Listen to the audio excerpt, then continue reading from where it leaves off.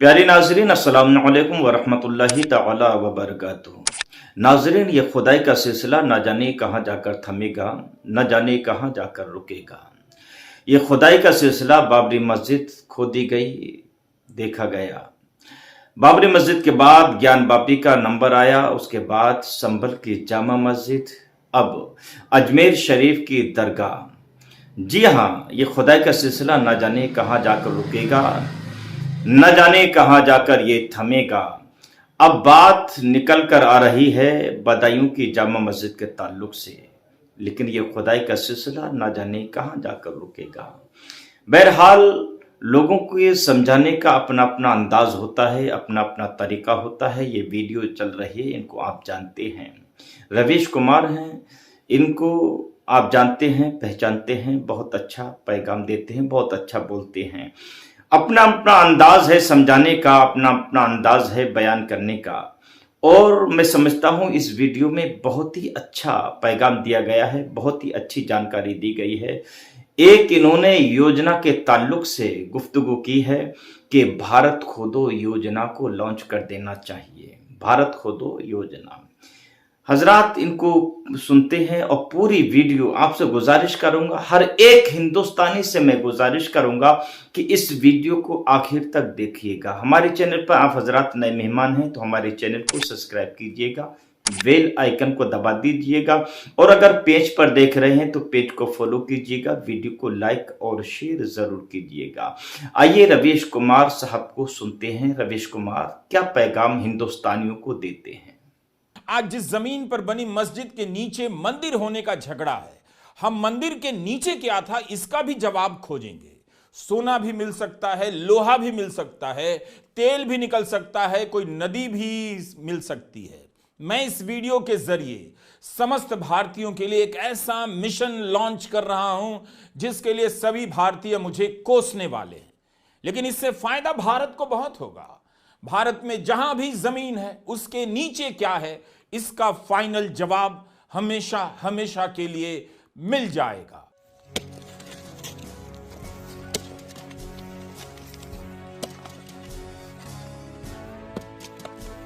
इस योजना का नाम है भारत खोदो योजना।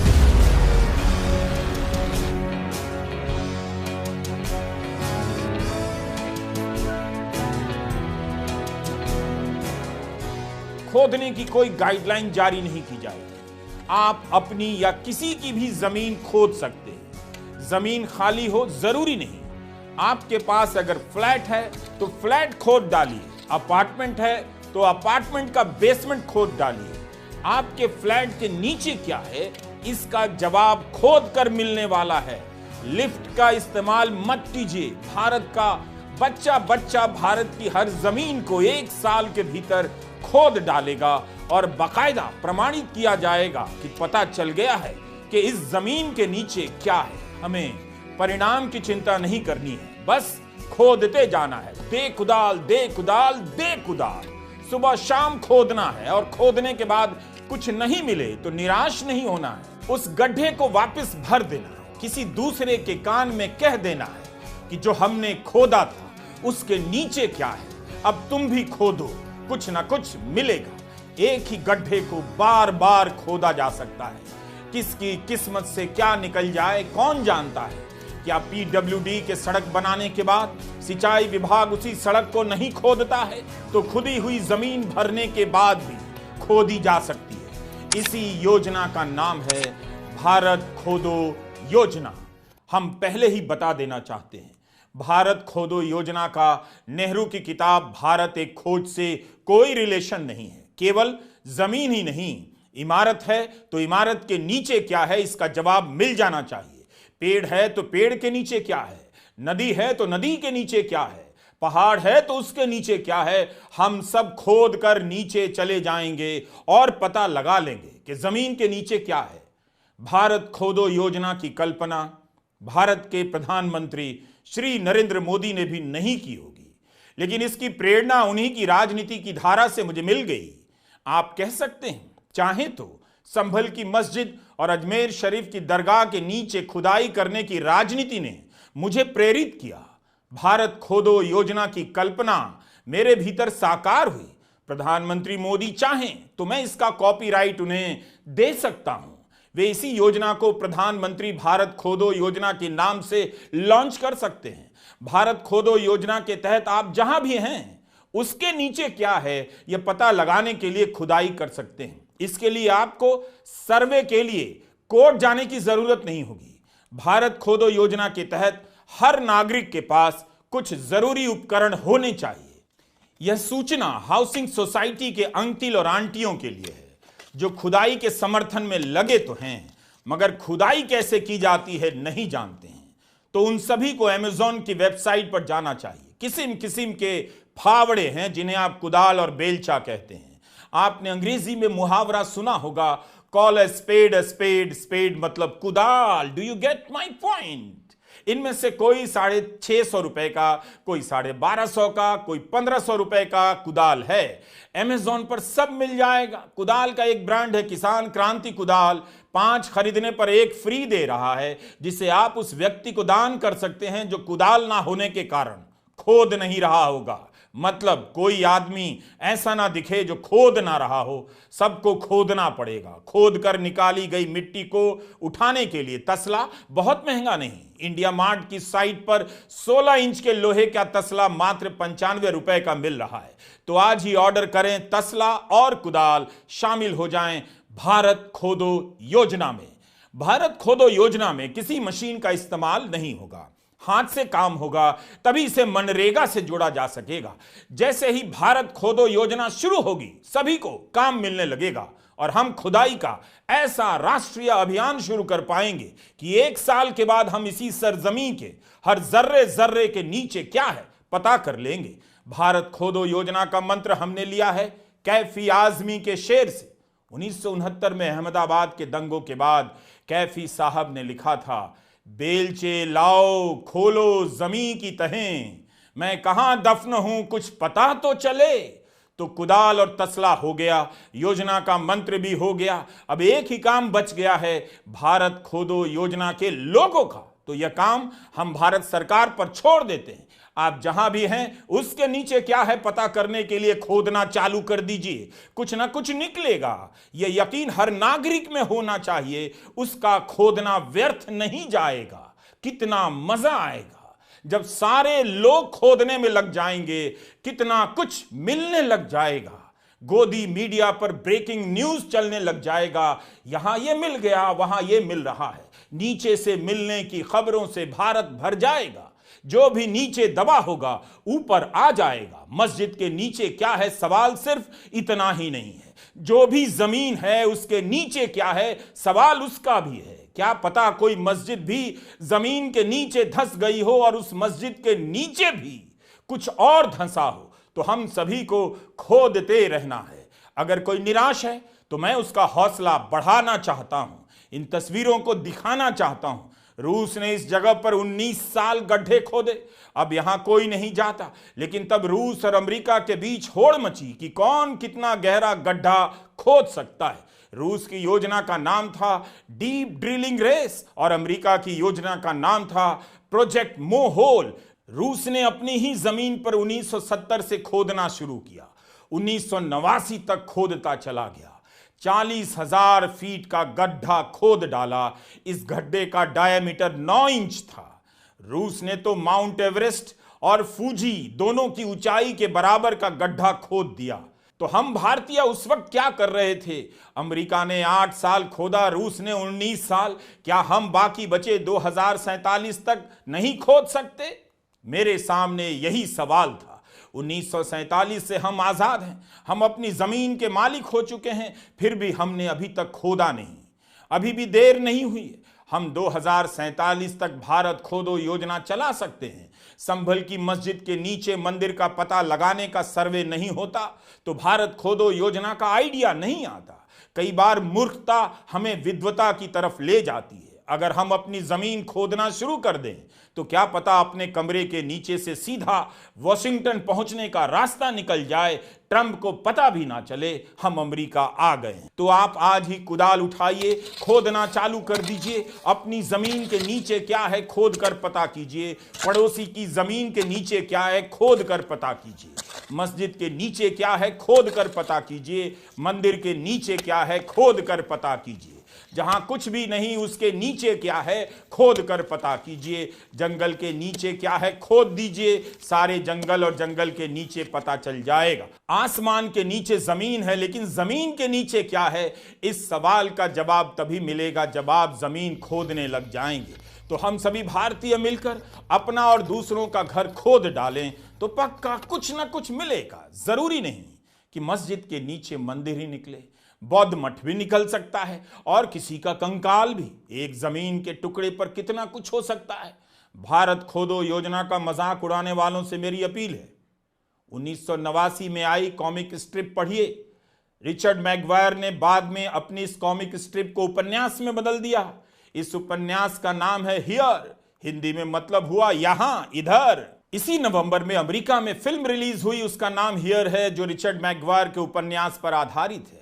इस फिल्म की कहानी तो यही है कि जिस जमीन पर 1959 में घर बना था, जिसमें एक भरा पूरा परिवार रहा करता था, उसी जमीन पर 1764 में जंगलों को काटकर लकड़ी का एक घर बना जो आग में जल गया। 1764 से 2500 साल पहले जंगल था और जंगल बर्फ की चादरों से ढका था।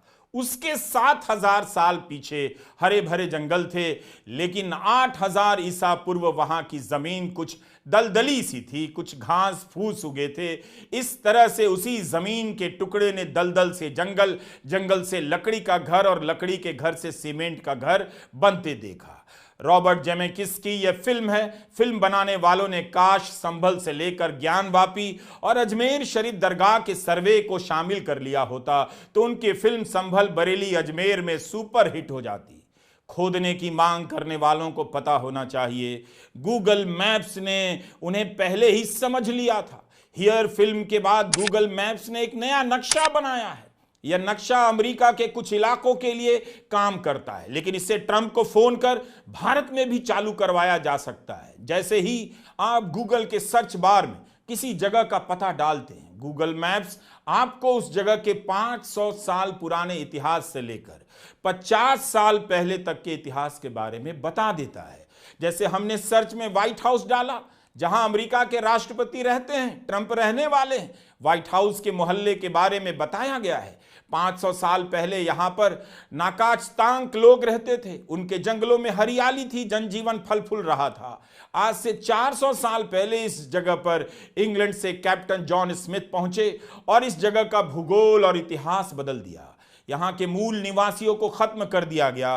300 साल पहले इस जगह पर अंग्रेजों ने बड़ी बड़ी बस्तियां बना ली, फार्म खड़े कर दिए। आज से 50 साल पहले इसी जगह पर वॉशिंगटन मेट्रो का पहला हिस्सा बनकर तैयार हो गया। सोचिए, व्हाइट हाउस के नीचे अगर खुदाई की जाए, संभल की मस्जिद के नीचे खोदने वालों को व्हाइट हाउस ले जाया जाए तो वो कितना कुछ खोद कर निकाल देंगे। इसलिए जमीन के नीचे क्या है, यह सवाल बहुत बड़ा है, लेकिन हिंदूवादी संगठन बहुत लिमिटेड सवाल पूछ रहे हैं कि मस्जिद के नीचे क्या है।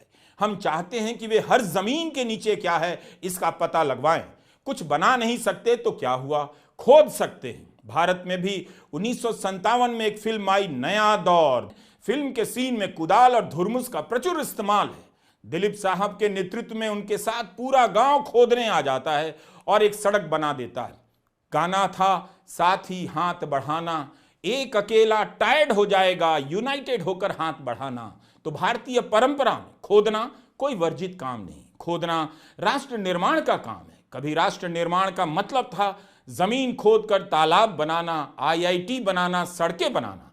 आज राष्ट्र निर्माण का मतलब उल्टा हो चुका है। जो इमारत बन चुकी है उसे खोद कर पता करना उसके नीचे क्या बना था। मतलब आज आप जिस किसी भी जमीन के टुकड़े पर हैं, उस जगह पर कभी जंगल होगा, कभी नदी बहती होगी। समय के साथ साथ उस जमीन पर कई परतें जमती गईं, क्या क्या दब गया कौन जानता। इसलिए कुछ तो निकलेगा अगर हम भारत खोदो योजना को हाथों हाथ अपना लें। थोड़े दिनों के बाद चारों तरफ की जमीन नीचे तक खुद ही मिलेगी। इस धरती पर इंसान 60 लाख साल पहले आया। कितने जानवर आए, कितने जीव जंतु आए और मिट गए, उनके नामो निशान, वो सब कहाँ गए पता नहीं। उनके अवशेष जमीन के कितने नीचे धंसे हैं, इसकी खोज जारी रहती है। इसलिए मेरा कहना है, हमें खोदना चाहिए। खोदने से कुछ ना कुछ मिलेगा।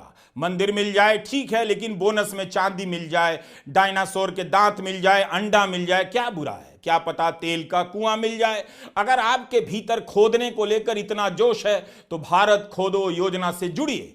भारत खोदो योजना को कानूनी रूप दिया जाना चाहिए। जो भी व्यक्ति खोदता हुआ नहीं पाया गया उसे जेल में डाल दिया जाएगा, बल्कि जेल के भीतर भी खोदने के लिए अलग सेल बनाया जाएगा, जहां कैदी दिन रात खोदते रहेंगे, ताकि जमीन के नीचे क्या है हम सबको पता चलता रहे। बस ध्यान देना होगा, जेल में कैदी सुरंग बना न दें और भाग न जाएं, जैसा कि शोले फिल्म में घटित हो चुका है। आज सुप्रीम कोर्ट ने संभल की शाही मस्जिद के सर्वे की रिपोर्ट को सील बंद रहने का आदेश दिया। 8 जनवरी तक निचली अदालत इस सर्वे रिपोर्ट को नहीं खोल सकती। इलाहाबाद हाई कोर्ट को आदेश दिया गया कि मस्जिद पक्ष की याचिका आने पर 3 दिनों के भीतर सुनवाई कीजिए। सुप्रीम कोर्ट ने कहा, हम सही गलत पर फैसला नहीं दे रहे, इसलिए हमारी योजना सुप्रीम कोर्ट के आदेश से बिल्कुल प्रभावित नहीं। बस भारत खोदो योजना प्रधानमंत्री मोदी ही लॉन्च करें तो अच्छा रहेगा। नेता प्रतिपक्ष राहुल गांधी को ना बुलाएं और अच्छा रहेगा। कई सारे संगठन जो सर्वे के नाम पर कोर्ट में टाइम खराब कर रहे हैं, वो तुरंत खोदने में लग जाएंगे। भारत में ऐसा कोई सगा नहीं होगा जिसने कुछ ना कुछ खोदा नहीं होगा। जी हाँ नाजरीन, अपनी ज़मीन हो या दूसरे की, अपनी बिल्डिंग हो या दूसरे की बिल्डिंग, ज़मीन खाली हो या उस पर कोई बिल्डिंग बनी हुई हो, बस खोदते जाइए, कुछ ना कुछ ज़रूर मिलेगा। हम बिल्डिंग बना नहीं सकते लेकिन गिरा तो सकते हैं। हम किसी को राहत नहीं पहुंचा सकते तो तकलीफ तो दे सकते हैं। हम किसी को जिंदगी नहीं दे सकते लेकिन किसी को मार तो सकते हैं, गोली से उड़ा तो सकते हैं। मस्जिदों को हम बना नहीं सकते लेकिन मस्जिदों को शहीद तो कर सकते हैं, मस्जिदों को ढा तो सकते हैं। खानकाहों को, मज़ारों को हम बनवा नहीं सकते, बना नहीं सकते लेकिन ढा तो सकते हैं। जी हाँ, भारत खोदो योजना ये शुरू हो जाना चाहिए। कुछ ना कुछ कहीं ना कहीं ज़रूर मिलेगा। नाजरीन, हर एक का अपना अपना अंदाज होता है बयान करने का, लोगों को समझाने का। रवीश कुमार ने जो बयान किया है, मैं समझता हूँ ऐसा हो जाना चाहिए। पूरे हिंदुस्तान में खुदाई हो जाना चाहिए, कुछ ना कुछ ज़रूर मिलेगा। सिर्फ मस्जिदों की ही बारी क्यों है, सिर्फ खानकाहों मज़ारों की बारी क्यों है? और हम अगर किसी को आराम नहीं पहुँचा सकते, तकलीफ तो पहुँचा सकते हैं। रब की बारगाह में दुआ यही है, परवरदिगार इस हिंदुस्तान में अमन व अमान अता फरमा। परवरदिगार इस हिंदुस्तान में इख्वत व भाईचारगी अता फरमा। हर मुसलमान यही दुआ करता हुआ नजर आता है, परवरदिगार आलम इस हिंदुस्तान में भाईचारा कायम फरमा। इस हिंदुस्तान में जो नफरत की आग फैल रही है, परवरदिगार आलम इस आग को मोहब्बत के पानी से बुझा दे। परवरदिगार आलम इस हिंदुस्तान में भाईचारा अता फरमा। आमीन सुम्मा आमीन। अस्सलामु अलैकुम व रहमतुल्लाह।